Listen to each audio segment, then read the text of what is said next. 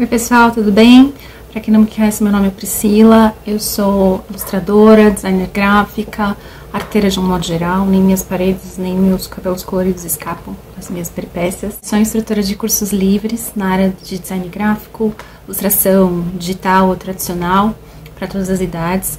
Mas nos últimos anos eu tenho trabalhado principalmente com arte voltada para a criançada, tá? Eu dou aula na Gari Cultural, uma escola de artes, e também ofereço algumas aulas particulares e presto serviços na área de design e ilustração. Por enquanto, tudo feito online, porque os cursos livres não entraram no programa prioritário de vacinação da educação. Então, como ainda não estou vacinada, estou trabalhando só remotamente por enquanto, né? Eu vim aqui hoje conversar com vocês sobre um assunto que faz tempo que eu queria tratar e nunca encontro um jeito legal de falar.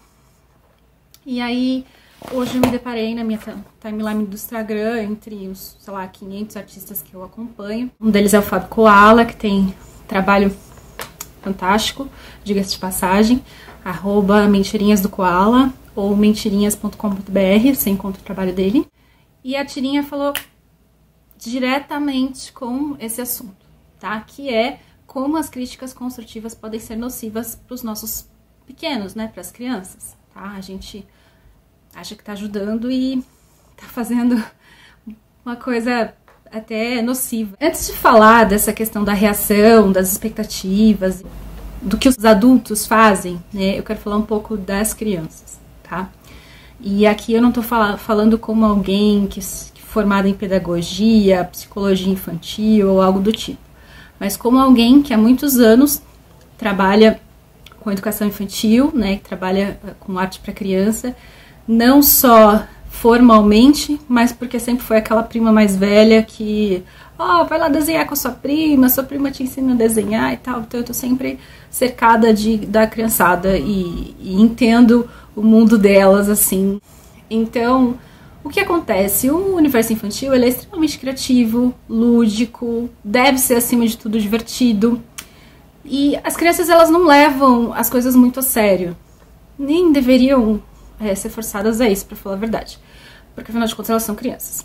Mas se tem uma coisa que é importante, profunda e extremamente sensível pra eles, é o desenho. E isso, vou te falar assim, quase 100%. Não importa se o desenho é uma coisa importante pra ela, que é uma coisa que ela faz muito ou que ela quase nunca faz, é um universo extremamente sensível. Por quê? O desenho da criança é todo um universo, é tudo para ela, tá? É como se fosse um pedacinho dela para o mundo. Ele raramente é racional, porque ele é um veículo de expressão, não de lógica. Então, raramente uma criança vai fazer um desenho que não tenha toda uma história por trás, que não, uma coisa que ela fez, que ela sentiu, que ela imaginou, que ela tem vontade de fazer, ou que ela acha bonito. Se ela não te contou, experimenta perguntar, que você vai ver, o desenho é a voz mais sincera e visceral da criança, tá? E é aqui que eu entro no assunto do papel de nós como adultos, né? Pais, educadores, parentes, enfim, nesse momento tão sagrado aí pra eles, né? Vou começar o assunto com a tal da tirinha do Koala, tá?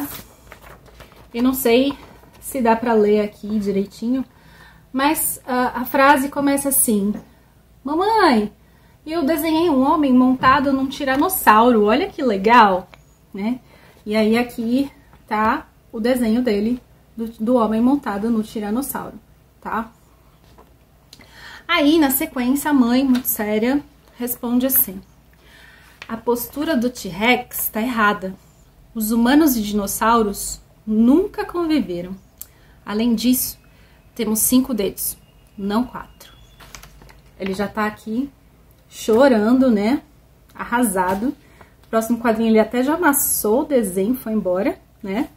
E aí a brincadeira do Koala, né, do Fábio, é a seguinte: tadinho, tava lindo, mas vai que Deus me livre, ele se empolga e resolve virar quadrinista. Brincando com a dificuldade da vida do artista, que você tem que se empenhar muito pra conseguir conquistar seu espaço e tal. Mas o que me chamou a atenção e na tirinha em si foi que é uma fala assim extremamente racional e comum. É uma frase muito adulta, essa coisa de racionalizar, a famosa crítica construtiva, né? Que a gente tem, e racional, que a gente tende a fazer na hora que vê uma coisa dessa, né? E aí você vai me dizer assim, ah, mas é pra criança melhorar, eu quero que ela melhore, eu não quero que ela fique fazendo as coisas mal feitas, né? Vamos analisar aqui. O menino falou assim, mamãe, desenhei um homem montado num dinossauro, olha que legal. Ele perguntou alguma coisa? Ele falou, olha que legal. Ele tá empolgadíssimo. E a mãe foi lá e, ó, botou ele pra baixo. Sair criticando e apontando os defeitos da expressão, né, dos pequenos, vai minimamente sensibilizar a criança de uma maneira bem negativa, tá? É bem doloroso pra ela, tá? Lembra que eu falei sobre esse mundo particular, só dela, que tá morando ali no desenho. Você acabou de ofender tudo que ela tem de mais precioso pra te oferecer, que é o desenho dela, tá? Então esse é o primeiro ponto. Você tá machucando, não... você não tá orientando, você não tá educando, você tá magoando ela. O segundo ponto é que arte não é matemática. Não tem 2 mais 2 igual a 4. Não é lógica, né? A gente tem mania de achar que desenho é foto, que é vida real. Sai falando que pele tem que ser rosa, que aquela linha tá torta, que aquele traço não devia sair do risco, que tá tudo rabiscado, manchado, deprecia, né? Nem para pra pensar que na arte tudo é possível. Se expressar na arte é justamente a oportunidade de sair do óbvio. De pintar manchado sim, de fazer coisas malucas sim, colocadas sobre o ponto de vista do artista, no caso da criança, né? Há uma beleza na singularidade de cada pessoa, mas a educação ocidental, ela tem essa coisa racional e, né, a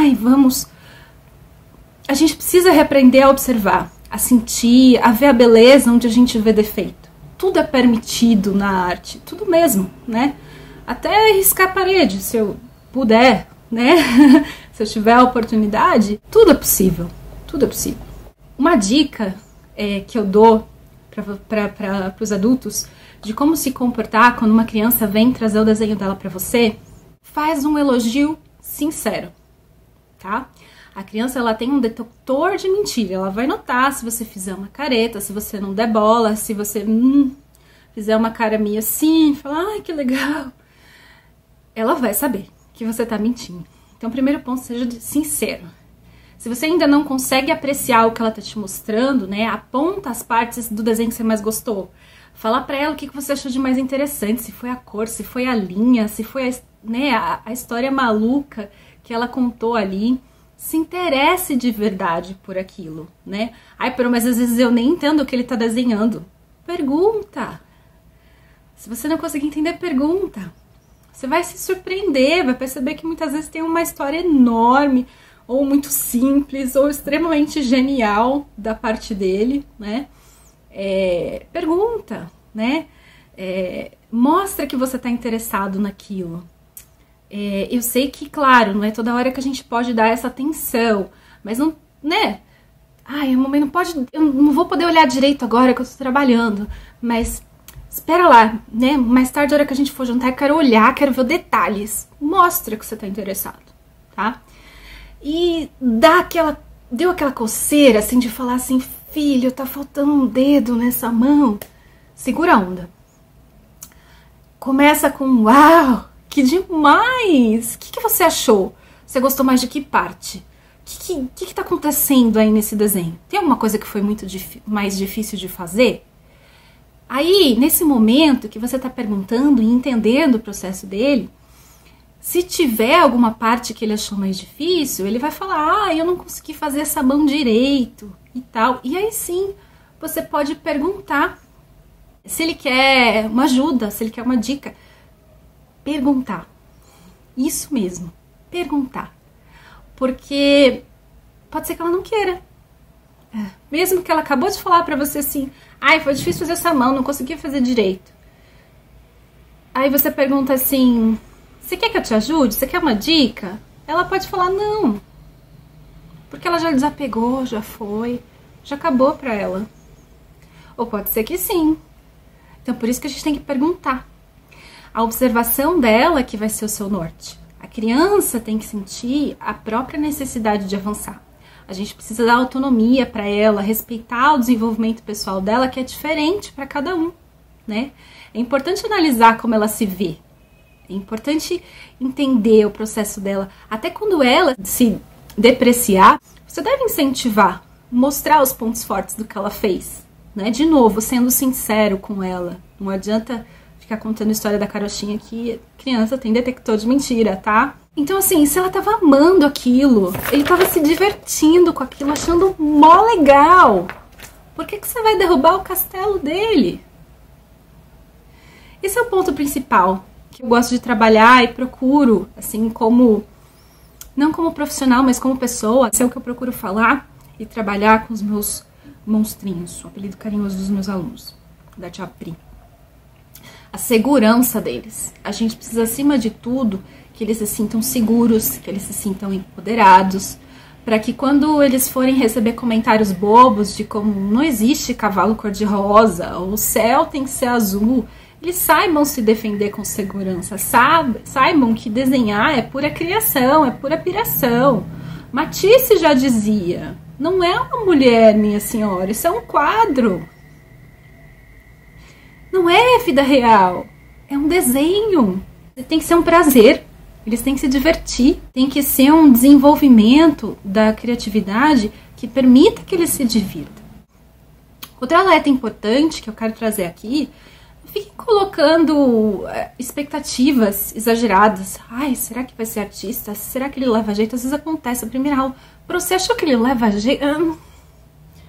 Primeiro que não tem essa de levar jeito. Todos podem fazer arte, todos podem se expressar. A arte é universal, é amor, é vontade, é treino. Não é dom divino, qualidade mágica para sorteados que cai do céu que nem um raio e ok, fiquei super poderosa pelos poderes do grafite, ok? É para todos, é treino, é suor, é dedicação, é vontade. E a infância, ela não é um momento de levar esse tipo de coisa a sério. Pensar agora se ela vai trabalhar com isso ou não é a hora. É o momento de incentivar as coisas que são importantes para ela naquele momento. O que ela realmente curte fazer, o que ela realmente gosta de fazer. Estimular essa criatividade que é tão inerente neles. E sem pressão. Sem esperar que seja algo que você acha que é certo, que é acadêmico, que é rígido. Criança nem gosta disso. Elas são crianças. Para que ser sério em alguma coisa? Ela precisa gostar, precisa curtir, precisa ser um momento dela. Então, incentivar a maluquice, desafiar, incentivar novas técnicas, novos materiais, novas linguagens, permitir que ela explore esse mundo maravilhoso que é a arte, conhecer artistas diferentes e como cada um faz uma coisa completamente diferente da outra e que isso que é tão legal, isso que é tão importante. Sem ficar se preocupando se um dia ela vai se trabalhar com isso ou não. Ela tem que, nesse momento, se desenvolver com alegria. Conhecer o quão amplo pode ser esse universo. Para encerrar, meu papel aqui é ser o chapeleiro maluco da Alice no País das Maravilhas. Ele não falava assim, todo dia antes do café da manhã, eu sempre penso em 6 coisas impossíveis. Não era isso? Então, vou me apropriar da frase do Chapeleiro Maluco e vou completar mais um pouquinho. Todo dia antes do café da manhã, eu sempre penso em 6 coisas impossíveis. Escolho algumas e desenho. Dito isso, pessoal, eu queria falar que vocês fiquem de olho. Tem uns novos cursos no forno aí. Vai lançar na Agricultural agora em julho, para os cursos de férias. Aqui no meu Instagram também, para quem quiser aula particular. Tem uns outros que eu tô aí criando, borbulhando aqui na minha cabeça maluca, ainda guardadas no chapéu, mas que logo mais vou avisar aqui, tá bom? Um beijo pra vocês, incentivem os seus pequenos artistas sem depreciação, com alegria, sinceridade e interesse.